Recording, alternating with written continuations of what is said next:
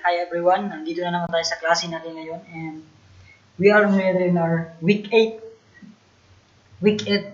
of our midterms topics in Psychology 111, and the topic is all about drives and motivations.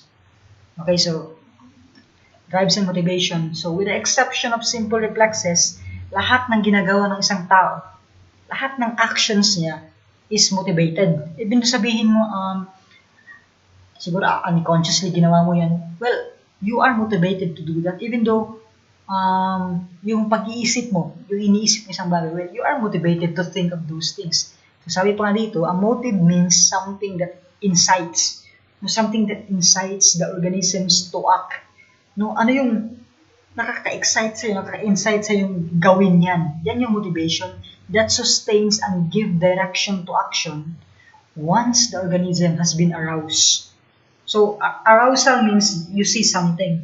So, kaya tayo na-motivate sa isang bagay because there is this stimuli. May nakita tayo and gusto mong gawin yan.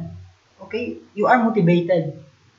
So, there are many words that can be used to describe motivations. So, ano yan? Needs, urges, impulses, desires, goals, and purposes. Though all of these words refer to the circumstances that energize behavior and give it direction. And the term motive and drive are often used almost interchangeably. So, bakit nga ba? So, at drive, yung drive, what drives you, iba yung what motivates you, okay? A drive generally refers to any internal stimulus condition of organisms which impels it to activity, okay? So, two main aspects of motivated behavior are present. First is the activating or energizing aspects and the directional aspects. The activating or energizing, yung nag-activate, nag-energize sa'yo, produces a state of readiness for the behavior. Nire-ready ka lang, ina-activate ka lang. Okay? Piniprepare lang yung sarili mo. Well, the direction or the directional aspects, direction is toward the achievement of some goal, reward, or incentive. Yan talaga yung nakagawa ng action. So, the goal is an end status, yung may goal ka talaga, at which sustained activity eases. Once the goal is reached, behavior changes. So, pag na-reach mo yung behavior, so baka iba na rin yung maging motivation mo, iba na yung gawin mo, so, or satisfied ka na. Well, new motives and behavior patterns may be acquired. So, na-acquire mo pala yan, yung mga ganun. Goals may be either positive or negative. Those goals that the individual approaches or attempts to get are positive. So, yung mga ginagawa natin na gusto nating mapasa atin, gusto nating makuha yan, ma-attempts to get, are positive goals. Gusto mong makuha yan, yung achievement na yan, yung sweldo na yan, yung gradong yan as student, that's a positive. Okay? Goal. Well, negative goals are those which the person tries to escape from or avoid. So, ito na yung mga iniiwasan mong goal. It's still a goal, okay? But it is negative goals, such as dangerous or unpleasant situation. Ayaw mong mapagalitan, ayaw mong mapagsabihan, ayaw mong mapahamak. You're avoiding those kinds of goals, such a negative goal. So, a positive incentive is any object or circumstance that can reduce a drive or motive to satisfying need. So, positive incentive yan. Although not all positive incentives satisfy drive conditions, they also direct behavior toward itself. Example, a good music as positive incentive attracts behavior toward itself. Yes, but the behavior does not satisfy physiological need based on deprivation. Yes, so, of course, yung music lang yan. It attracts yung behavior mo lang. Pero, comparison to physiological needs, wala yan. Mas bigger pa rin yung motivation for physiological needs ng isang tao. Here's our biological drives. So, ano yung nagda-drive sa atin biologically? Okay? First, biological muna tayo. Now, the motives or stimulus conditions may be biological or psychological. Biological or psychological drives are associated with some bodily needs. So, sa body natin, of course, that produce restless activity that continues until tissues needs has been satisfied. So ito talaga yan. Ano yung mga, sometimes yan yung nag-needs kasi sa atin, yung tissues natin, yung muscle natin. So they include hunger, gutom, thirst, uhaw, sex, the need for air, the need for rest, and the need to escape pain. Meron pala. And the need to eliminate waste. They are inborn and are characterized by tension, energy, and goal-directedness. Of course, yung mga ganon, meron talaga yung tension nangyayari. Energy, because of course, you have to have that energy to have a motivation to do that. And of course, you have the goal, the vision, because people without vision will perish. Ganyan talaga yan. If the individual fails to satisfy certain biological drives for a long time, impaired health, disease, or even death may ultimately result. So of course naman, no, pag hindi natin pansinin yung nangyayari sa katawan natin, biologically, even death ang yung mangyayari. Now, physiological drives are not learned. So why? But learn that individuals learn a great deal about efficient and appropriate ways in which to satisfy them because they operate as regulatory mechanisms. So, ano to? Regular lang. Yung physiological drives pala sa tao, hindi mo siya natutunan kasi innate siya eh. Okay? It operate regulatory mechanisms which automatically help the body maintain a constant internal. So yung tawag dyan, internal balance ang tawag dyan sa physiological drives is known as homeostasis. So wala lang, naging reaction yan ng body. May need ka, nag-reaction yung body mo, yung mga physiological drives mo, and kailangan ng balance. So it is not just learned, kasi parang innate na siya, which is very essential for individual survival. So ano yan? Of course, hunger. Hindi mo matututunan no, na magutom. Magugutom ka talaga. Darating yan, kung hindi ka kakain, magugutom yan. Hindi mo kailangan matutunan na maging magutom, kasi magugutom ka talaga. Okay? Hunger, all organisms get hungry, of course. When the state of hunger arises, there will be activity. Okay? Internal processes involve a reaction of hypothalamus natin, to the chemical state of the blood. So, stomach contract. So, kaya masakit, may times na pag sobrang gutom na, ang sakit ng tiyan kasi nagko-contract yung stomach. Produces the awareness of hunger naman. Ang sakit ng tiyan parang namimilipit, parang nagko-contract lang siya. Awareness of hunger and the same time arouses individual to specific kind of action. Anong gagawin natin dito? So, of course, you have to eat food. So, ganon. So, in other individual, there is a general feeling of weaknesses and lightness. So, masakit. Ano pa? In addition to specific hunger for particular foods, hunger needs can produce specific food aversion. So, parang ang nangyayari dyan, nababago na yung pagkain mo. Kaya kasi medyo nakakasawa na yun. Hunger, iba na yung hunger mo. So, nagkakameron sa satiated. So, nagsasawa ka na. Some also for food which they have just satiated, nagsasawa na in terms of hunger. Thirst, man can live for many weeks without food. Of course, there are other documentaries about that and scientific research. Yung tao talaga, oftentimes, no, man can live without food. Yes. Pero, but he cannot survive without water. Kasi ang concept lang kasi dyan sa hunger and thirst, especially sa hunger, kailangan may laman yung tiyan mo. And it does not necessarily mean na solid yung laman yan. Okay? Pwedeng liquid, solid, of course, but the most important thing is liquid. Kasi mga kinakain natin, diba, gulay, ang rice, meron tayo yan, liquid. So, more important talaga pala yung thirst mo. Hunger and thirst differ in intensity, and they can also differences in behavior. So, gano'n na nga, the pangs of hunger tend to disappear. So, sometimes, may mga times na example, nagutom ka, di ba may tawag na dyan na nalipasan ng gutom. Actually, totoo yan. May mga times talaga na pag hindi mo pinansin yung hunger mo, dyan na yung papasok yung nalipasan ng gutom, nawala yung gutom mo. Pero walang laman yung tiyan mo. Pero nalipasan ka ng gutom. Pero nag-contract pa rin yung tiyan mo. So, oftentimes, yung contract ng tiyan dyan, sa sakit yan. May iba nga, sometimes, ma-ulcer ka, magkakameron ka ng ulcer. Pero, sabi pa nga dito, a few days while sensation of tears become maddening. Pero hindi pwede, hindi mo pansinin yung malipasan ka ng tears. Walang ganyan. Siguro kung malipasan ka man, mamamatay na yung tao dyan pag hindi talaga, pag yung kauhaw niya, hindi napansin. Okay? The thirst drive, no, is a regulatory device which serves to control the intake of water of the body, maintaining the constant water content. An important component of thirst drive is the dryness of the mouth. So ito yung nagda-drive sa atin na bakit tayo nauuhaw kasi may dryness na dito sa throat natin. The tissue of the oral cavity becomes dry as the water supply in the body becomes low.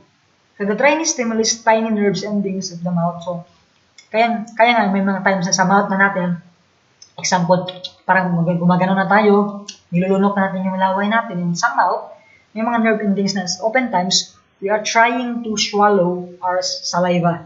Pag may mga times talaga na nasa trouble, walang tubig, saliva mo na lang kasi there's indeed no tissue in the oral cavity becomes dry. The dryness stimulates tiny nerves, yun yung sinabi ko. And embedded to the mouth produces sensation of tears, kaya nauuhaw ka. The next also is the air hunger.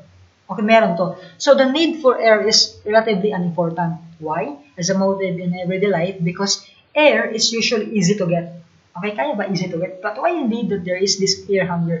However, when our need of air is not met, air hunger becomes the most intense human drives. Bakit?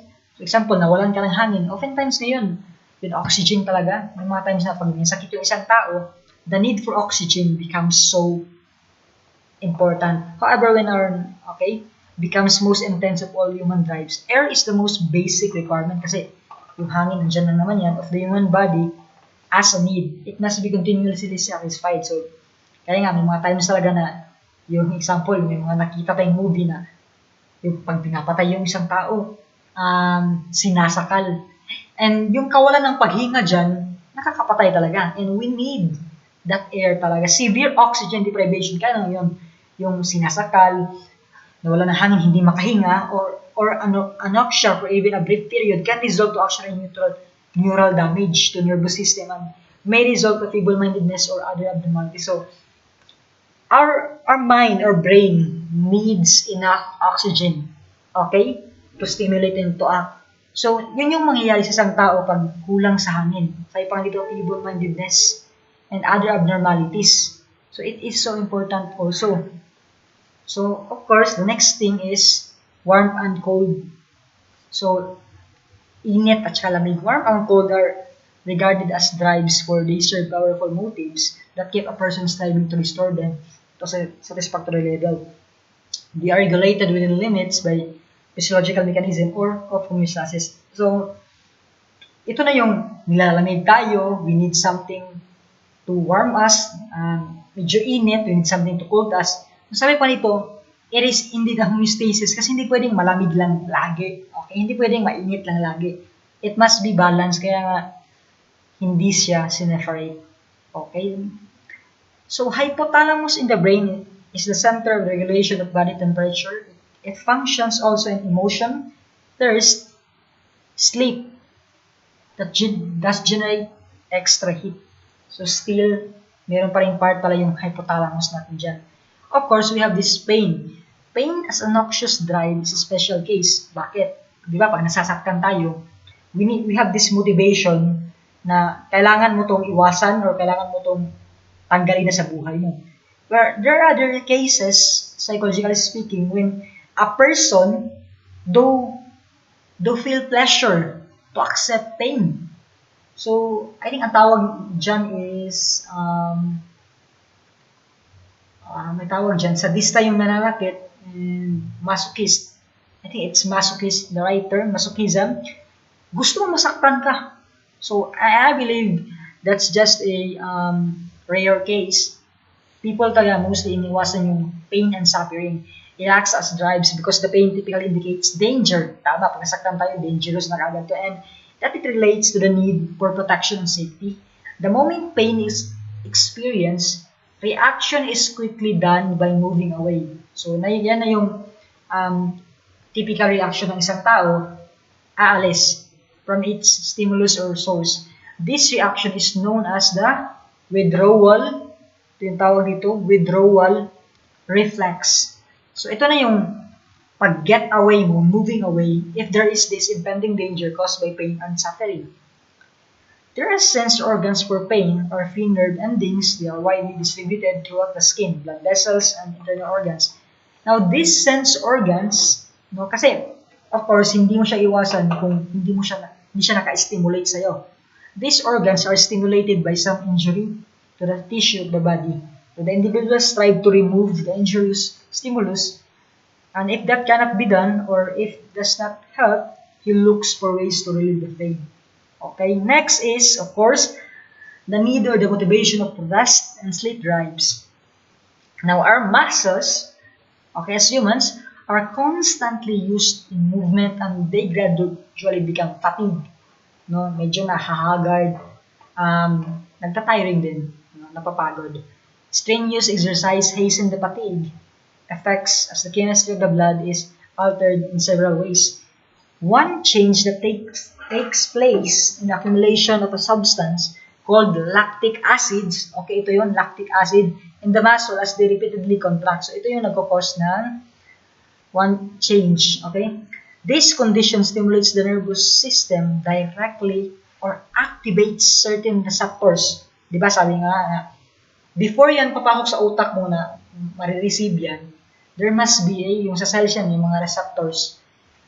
And sometimes fatigue seems not to come from physical exertion but to frustration, worry, or boredom. So, yan yung nangyayari ng fatigue. So, why there is a need to rest? So, when fatigue is emotionally based, rest will not bring relief. Okay, so, yung fatigue daw, oftentimes, no, sometimes, rest will not bring relief pag may fatigue na talaga. Now, if fatigue is physically induced, rest brings cessation of stimulus, stimulation of fatigue, and impels the individual to seek rest. Yan na yung nangyayari. Pag na-feelan natin na, nakakapagod na, I feel fatigue, I feel stressed, there is indeed the need to rest. So also, sleep drive is related to rest drive, rather, but it is not identical. We may rest without sleeping. So, totoo yan, di ba? May mga times na wala lang, nakapahinga ka without sleeping. Ano-anong ginawa mo, may mga times na ginagawa mo, nakarest ka dyan. Does that necessarily mean sleeping? And oftentimes din, may times din when we sleep without resting. May mga times na natutulog tayo pero pagising natin, pagod ka pa. Okay, may mga times na ganyan. Why is that so? Because sleep drive is different, okay, to rest drive. Hindi necessarily kasi na natutulog ka, nakapahinga ka na. Okay, may mga times nga na natutulog yung isang tao, pagising, pagod, kaya yung reaksyon ng katawan, gusto pang matulog. Kaagad pagising na naman pagod. So, it is not indeed absolute talaga na sabihin mo na nakapag-sleep ka and you say you're resting now. No, it's not absolute. In sleepiness, the nerves and brain centers are directly stimulated by chemical conditions within the body. So, totoo naman. So, nagkakaroon ng pleasure. So, may mga lumalabas siya ng mga stimulators sa brain mo, neurotransmitters. Kaya oftentimes, nakipilang ba din, I feel satisfied, I feel, baka may dopamine na labas din kasi masaya ka matulog. It depends sa tao. And, mga chemicals sa katawan natin, and it might lang, no? It might cause us rest. The muscles are also involved as there is generally relaxation of the body during sleep. Now, isa pa, sex motivation. Okay? In some ways, the sex motive is similar to hunger.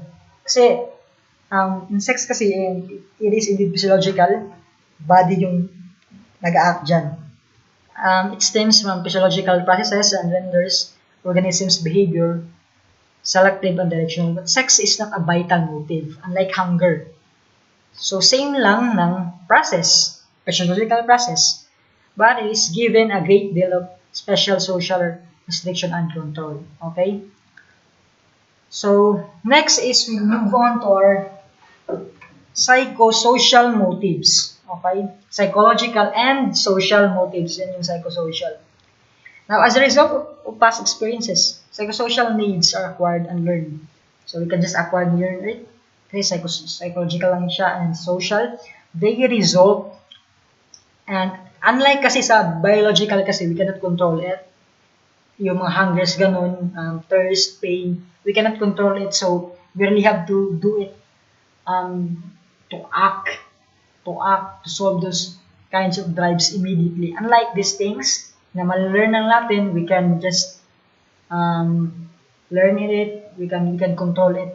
They result from a learning process and symbolic rewards or punishment become increasingly important in directing behavior. Now, our habits, behavior system, and patterns in later life are formed out of complexities of psychosocial needs which are started and identified in early childhood. Now, many new goals or values are acquired as one matures. So, they are also formed sa pagkatao natin as a result of social pressure. So, pag nape-pressure ka socially, kailangan mong gawin to na ma-motivate ka. So, also, deprivation and frustration, ayaw mong ma-frustrate yung ibang tao. No, baka magalit sila sa'yo. Now, and satisfaction many forms of needs essential to individual's health as well as happiness. So, sometimes kasi na-motivate tayong gawin to kasi for our own happiness, na-motivate tayo socially, even though may times na oftentimes medyo mahirap siyang gawin. Next is affiliation. Yes, psychosocial motives. We also have the motivation to be affiliated. Okay, human beings are gregarious and they seek company talaga. I believe no man is an island and we are created talaga to have an affiliation, to have a partner in life. Company of others most of the time. So, yun yung idea ng marriage or family. However, there are different motives that may be responsible for affiliation. So, ano yung mga different motives? Hindi naman siguro kasiyahan, no? Affiliation with clubs, churches, simbahan, or exclusive organizations may satisfy complex motives such as status motives. So, gusto mo lang magkaroon ng status. Ganun lang. But still, sabi pa nga dito, however, different motives responsible for affiliation. Iba-iba ng mga motives lang. Same na motivation. Same ng purpose. Okay? Rather, affectional drive and sex drive may lead to marriage, of course. But may satisfy also different drives. Now, there is also this dependency need. No, is the motive to depend to others, to someone look up, or may kailangan talaga tayong na natuturo sa atin, yung mga tao, may need din tayo na dapat may magturo sa atin, may magpumalinga sa atin, nakadepende tayo sa kanila. To someone to turn to help, makahingi ng tulong, accepted and loved by. This is closely related to affiliation also. So, look at the picture right now. So, kung graduate siya, is it one of your motivation? Now, what drives you? Okay? So, of what biological significance is a mother? How does man have value symbolic rewards? So, also have in our psychosocial drive, we have here social approval. Okay. Another common motive is to seek social approval. Gusto talaga na tao na makita siya or mapansin siya as someone approved. We seek approval for the things we do. We avoid things that evoke social disapproval. So, ito lang yung problema dan. Oftentimes, pag disapprove yan sa public, being in the standard of norms, iniiwasan yan. So, sabi pa nga dito, social approval is learned in early childhood when parents establish. So, diyan natin natutunan sa mga magulang natin when our parents establish what is right and wrong sa pagkabata natin. Now, as the child grows, paglaki na natin, we try to conform to the norms, okay, set by the group where saan tayo. Now, out of fear of punishment, kasi takot ka, also in social disapproval, now we find ways and means to please our parents o mga taong sa paligid natin. So, yan yung approval. And hindi talaga oftentimes yung sinusunod ng kung ano yung social approval, nagpapasaya sa'yo. Now, for status naman, most individuals are motivated to achieve status among their fellow men. But the status system may vary from one group to another. An individual's particular status motives depend on his own makeup and on the group society he belongs to. Also, status motives may be different kinds. Now, some strive for prestige, okay, and some for power. So, when one compares himself, he wants to feel better than one person. Yan yung masama na dyan. Once we acquire this, nakukumpara natin yung self natin dyan in terms of power and prestige. Ay, mas maganda yun sa kanya, mas more power siya. Ito, ibuhos ko din to. Now, when one, prestige is sought in many ways. Smooth race, automobile, cellphone mo, color ng TV mo. Gusto mo talagang magkameron ng prestige. Now, the need for power may disregard prestige in some cases. Yes, kasi iba to. May mga times yung prestige kasi nag-acquire ka lang yun para may sabihin yung ibang tao sa'yo. Well, power iba. Now, a businessman who quietly builds up control upon industrial firm or a professional politician who is a crony to important men in office, pull string to gain power. So, may mga ganito. So, may mga tao na wala pa sa prestige ngayon, but they want power. Ayaw nila ng prestige. Yung prestige kasi it's something na makita ka lang. Okay, isang tao na maging luxurious ka, maging prestigyoso ka.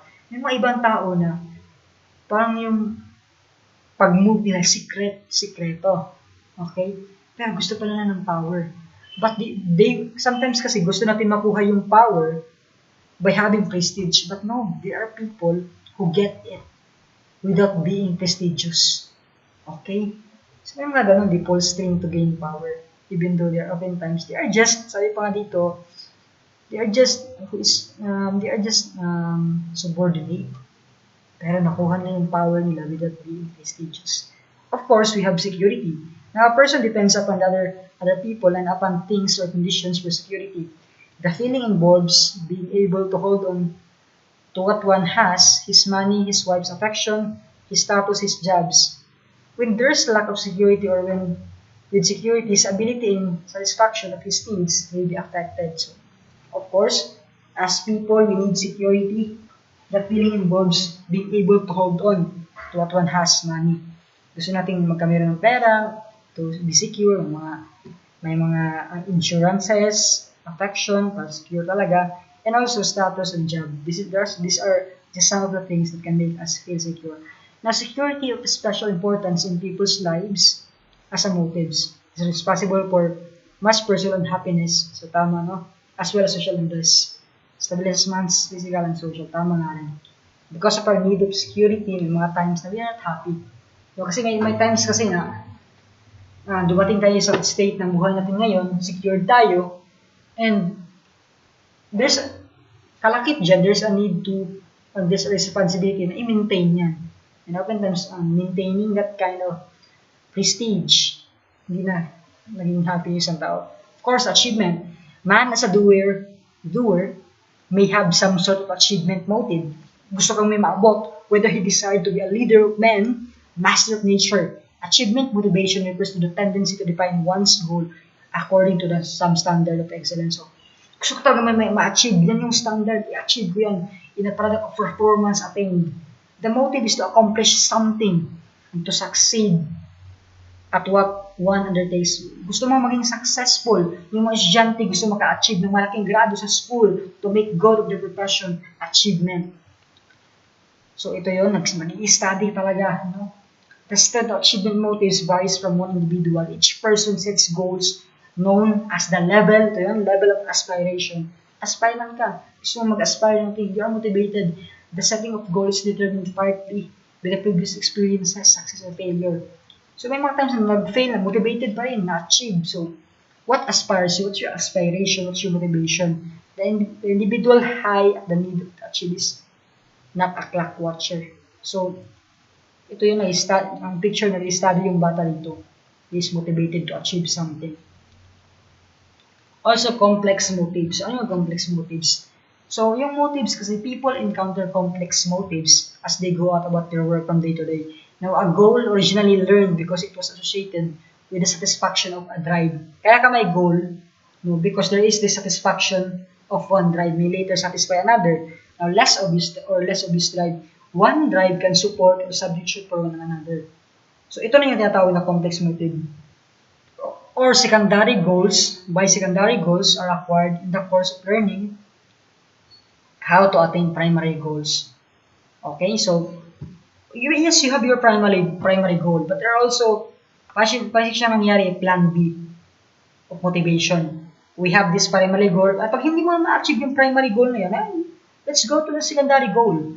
There are also drives and goals connected to in adverse ways in satisfaction in a single goal. So, example, yung goal mo, gusto kang maging businessman, mayaman, billionaire. Now, how to do it? No, kasi sabi dito, there are also drives and goals connected.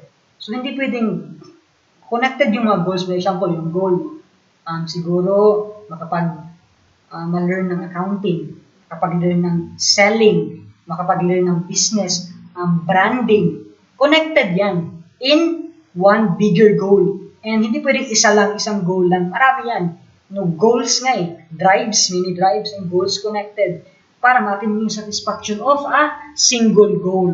No, okay? So, to illustrate, a poor boy who becomes a millionaire starts out with physiological drive. So, patingi-tingi muna. Pwede that's one. And to drive hunger, starts working. Trabaho na siya. And money becomes a secondary goal. As he works, he finds some satisfaction with his drive activity. Na his works provide all sorts of novel situations. So, he indulged this curiosity. So, yun na yun. Okay? So, also we have this unconscious motives. So, what is this? All of us are conscious of many of our motives. We know some of the goals we seek. Alam natin, we thought we are conscious. Why we seek them? Alam natin kung bakit natin ginagawa to. But often, however, we are not even aware of our goals. And consequently, we are unable to explain why we seek them. May mga times pala na tao, we do have unconscious motives. Ginagawa nila yung mga bagay na yan. Nakikita natin sila as achiever, motivated, aspirant. Wow. Pero pag tanongin mo, bakit mo ba ginagawa yan? Baka yung sabihin na nila sa iba, wala lang, ginagawa ko lang to kasi ito lang yung magawa ko. Or wala na akong ibang magawa. So, somehow pala, they don't have the goal. Ano bang goal mo? Sa kanila kasi parang, gawin ko lang kung ano yung magawa ko ngayon. Wala akong goal. Gagawin ko lang yung mabuti ngayon. Okay, ganun sila. Somehow pala, unconscious motives pala yan. Sometimes we remain unaware of very strong motives because of the process called repression. So, ito yung idea ni Paul kasi, bakit? Freud introduced this term to explain active forgetting or pleasant memory. So, may mga times pala na itong repression, wala lang, you actively forget, you forget something. Through repression, these unpleasant memories, became from consciousness. No? So, nagiging unconscious na sa'yo. Yet, these memories may continue to motivate us strongly. So, yun yung idea ni Freud. And we must not take the view that all unconscious motivation stems from repression. So, hindi natin dapat tignan na lahat na unconscious, repressing. So, many basic motives remain unconscious because they have no way of entering our conscious. For example, maraming times when each of us have been thirsty and there was no doubt about it. On the other occasions, we have found ourselves taking a long drink at a water fountain in the hall and only after we started drinking, we were conscious of our thirst. So may mga times na gano'n nga, umiinom ka and napansin mo, doon ka lang nauhaw. Uminom ka lang, hindi mo alam na uhaw ka pala, uminom ka lang. Okay? Or how often do we light up cigarette without being aware of the motives to do it? Wala lang, wala kang magawa, and that's the mystery of mind. Okay? That's why we study psychology. Most smokers will admit that it happens quite often. May mga times bang ganyan, ginagawa mo itong isang bagay na to, hindi mo pa alam, bakit ko ba ginagawa to?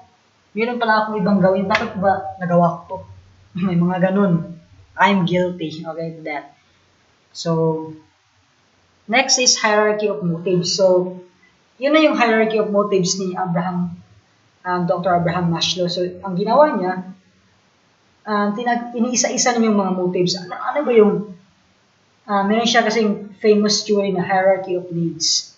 Okay, or hierarchy of motives. We are motivated to do that hierarchy of motives because we do have hierarchy of needs.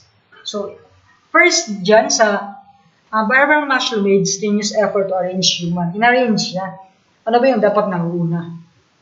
In a hierarchy of stronger and lower to the end, or weaker and higher at the other. Maslow essentially suggested that what man really wants is more everything. Man's desires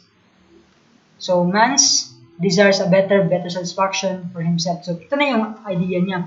So, yung idea niya is first, physiological needs mo na hunger, yung physiological needs, it includes physical and social, sociological, and biological needs ng isang tao. Hunger, yun sabi natin, biological drive, needs for hunger, air, water, for food. The next is the safety. Kailangan mo maging safety sa buhay mo, safety sa anong ginagawa mo, safety needs. The need for freedom from threat of danger, ay mo masaktan, gusto mo secure ka your life, they need to ally oneself or pamilya and be secure. Next is the need for belongingness. Gusto mong mabilong. You need love. The need for affiliation. Belongingness and acceptance. The next part, so yung sa baba ng pyramid is physiological. The next up to that, second is safety needs. Next is belonging. Other top, so medyo taas-taas na, esteem needs, the need for achievement. Gusto kang may gawin sa buhay mo. Competence for reputation or status. Next is the need for actualization. So, the need for actualization, the need for self-fulfillment, okay? The need to realize potentialities to become one is capable of becoming. Next is cognitive needs. No? The need to know and understand curiosity. The need to understand the mysterious, the need to tackle the unknown. Also, to have, yung ka-Abraham Maslow lang kasi, 5 lang yata yun. Additionals na kasi ito. And oftentimes parang saklaw na ng number 5 yung baba. Cognitive needs and static needs, the need for symmetry, order, and structure. Yan yung ginawa ni Abraham. But there is this debate about this because hindi naman talaga oftentimes talaga na nasusunod to. May mga times na nauna yung security. It depends kasi sa situation ng isang tao kasi. Hindi all the time, dapat kailangan mo, an example, may sunog. So, kailangan mo bang kumain muna? Umalis ka na kagad dyan. You need for security. Example, depends lang kasi sa situation. Yung critic dyan sa theory ni Abraham Maslow. Depends on the situation. That's not necessarily need to follow this kind of first. Dapat kang kumain, dapat kang security, dapat kang belong. No. Hindi ka, pag may sunog, hindi ka maghanap sino magmamahal sa'yo, paliligtas ka. Go out already there. Seek for security. Okay? Diyan sa kakakain. Ganon. And also, we have this theories of human motivation. There are 3 theories of human motivation. First, behavior theory. Next is the theory of unconscious motivation, the cognitive motivation theory. The behavior theory, ano yung behavior theory, which was proposed by Withing and Child in 1953, stated that a few basic motives acquired in early infancy proliferate into behavior systems in later life. So, mayroon talaga tayong motivation na na-acquire natin sa pagkabata natin. Many kinds of behavior influenced by these common motives with the use of stimulus response, relationship learning, or habit formation. So, naging habit formation siya kasi before, pagkabata pa tayo, na-learn na natin to, ginagawa na natin to, kaya medyo okay yung theory nila na child and witting na may mga behavior tayo na-learn pagkabata natin na we can measure this, no? It was influenced by stimulus response or the habit information. Adult behavior, according to this theory, can be classified into few behavior systems. Sa adult na to, each system consists of set of habits or customs motivated by a common inborn or early acquired motive leading to common satisfaction. Now, considering 5 behavior systems, oral, anal, sexual, dependency, aggression, the first 3 are developed from motives like hunger. So, ano yung oral, anal, and sexual? It is indeed developed from motives like hunger. Katulad siya dyan. The last 2, itong dependency and aggression, are acquired in childhood. Itong dependency kasi, we already acquired in childhood, result in infant helplessness. Walang tumulong sa atin, we want dependency. Walang tumulong sa atin, we want aggression on one hand, and eventually frustration on the other hand. So the theory of unconscious motivation originated from Freud. Kasi kang Freud kasi it was more on unconscious and psychoanalysis. Unconscious motives are evidence in the form of dreams, mannerism, and sleep of speech, symptoms, or neurosis. Now in this theory, sex and aggression are very prominent in impulses that find indirect, symbolic, or disguised impression. The next theory is the cognitive theory, motivation by John Atkinson. So parang Mr. Bean, Rowan Atkinson, by the way. accepted the important findings of the other theories. An interest in resourcefulness and goal setting controls behavior accordingly. Now, according to this theory, there are some persons who are highly motivated by hope of success. So, and other fear of failure. May mga taong ganyan talaga, no, that interest in resourcefulness and getting goals, goal setting controls behavior. So, meron silang goal talaga. They are so much motivated cognitively. And there are also fear of failure. Depending on the task, a person may have motivation and also can be expressed as motivational, dispositional, and sentiment expectation. Because there is this reward. And I believe, no, we are, sa topic na to, drives and motivation, we are doing something because there is indeed reward and punishment. So we are doing these things because may mga gusto tayong ma-attain and yun nga, iniiwasan sa buhay natin. And there are, in the awareness of what is going on, his deliberate tendency to anticipate the future, to plan, and to take risk. So, sabi pa nga dito, ito na yun. Parang doctorate level na yata to. Or graduation pala. College. Each person set a goal known as level of aspiration. I just want to tell you right now, student. What is your level of aspiration? And saan naaabot yan? Saan naaabot ang level of aspiration? My questions for studies, what are the aspects of motivation? What are the aspects of motivation? Motivated behavior, what are the biological drives, psychological needs? How do motives help create new values and behavior patterns? Now, why we have complex motives and these name theories of human motivation? So I believe we learned something in our class, and thank you for listening this.